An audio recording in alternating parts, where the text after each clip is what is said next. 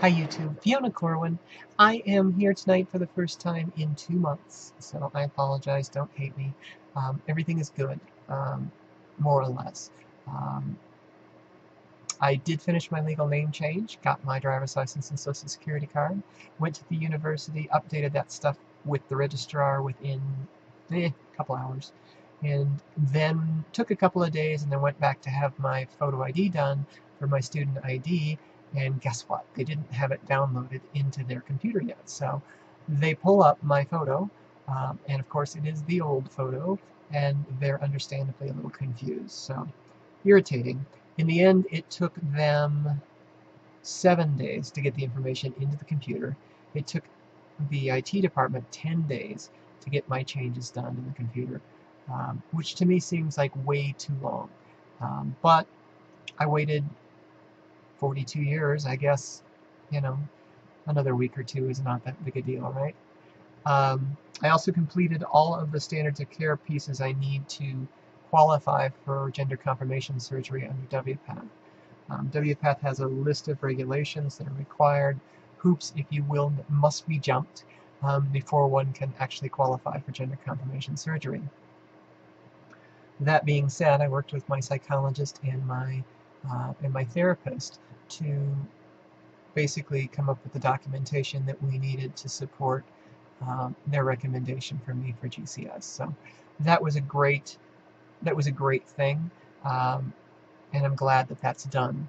I, at this point, don't think I would have the surgery today, even if I had the money. That may be a cop-out, but I don't think it is. The reality is that we're struggling financially. I am still committed to addressing my finances in 2014, but the reality is we need an infusion of cash into the pile, and that needs to be me, mostly to shore up the balance, in terms of what gets provided. My wife works very, very hard, and asking her to do more of that seems grossly unfair. So I continue to look for work. I'm applying for full-time work. I'm also applying for part-time work, and hopefully one of these days something will come through. The good news is I am applying as me. I get to work as me, and that's fantastic. The bad news about that is that I effectively have no job history. I have existed on the planet, as far as job history is concerned, for 3 years. I have most of a bachelor's degree complete, and before that, there's nothing. And that's at least unless I disclose my past, which has its pros and cons, right? So it's an interesting balancing act. I've been looking specifically for nights and weekends to complement the work that I do during the day. However, I haven't found it, so I continue to look. Have experienced some financial difficulties around that are daunting. We're definitely in the place where I need to make some more. So there is that. I've been approached lately to speak about trans issues on behalf of the trans community in a couple of cases, and I'm not very comfortable doing that. I'm pretty well educated. I have done a lot of research, but I don't feel in any way qualified to speak at that level. So I have done some time educating myself over the past couple of months and actually learning what the issues are and the arguments around the issues, and actually having reasoned conversations with people about those issues. One of those conversations ended up being with a Hollywood director. He found my YouTube channel and was blown away by my story and wanted to speak to me as research for a couple of projects that he happens to be working on that involve trans issues. So I got the opportunity to talk to this guy, and ultimately we became friends. We remain in contact. We touch base every so often, occasionally talk on the phone. But more importantly, we've kind of gotten to talk through some of the issues that affect trans people. And and I think maybe give him some insight for his projects. That being said, um, there's some problems. You know, to sell a story in Hollywood, you pretty much have to sensationalize it a little bit. And for trans folk, well, for folks in general, but trans folk in this case is what we're talking about, that can be a problem. Trans folk like me um, don't want to be sensationalized.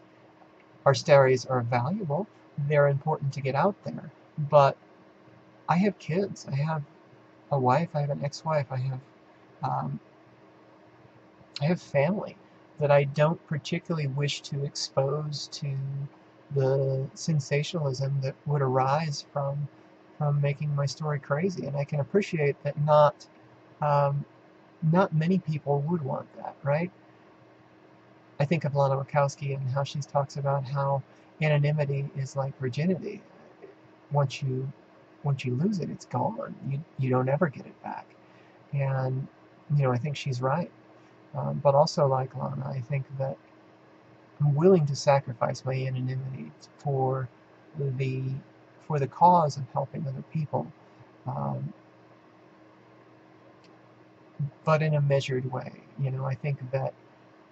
I think that I have to be respectful of the fact that I'm making choices for people in my life that otherwise wouldn't be forced into this. I think one of the interesting things about trans is that it has a negative connotation to society as a whole, I think.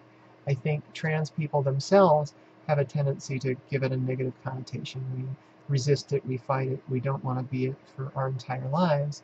And then when we finally transition, we have a choice, right? Like we can live as the gender that we identify as and enjoy the rights conferred upon us by that gender, or we can acknowledge that we're trans and deal with the difficulties associated with being trans.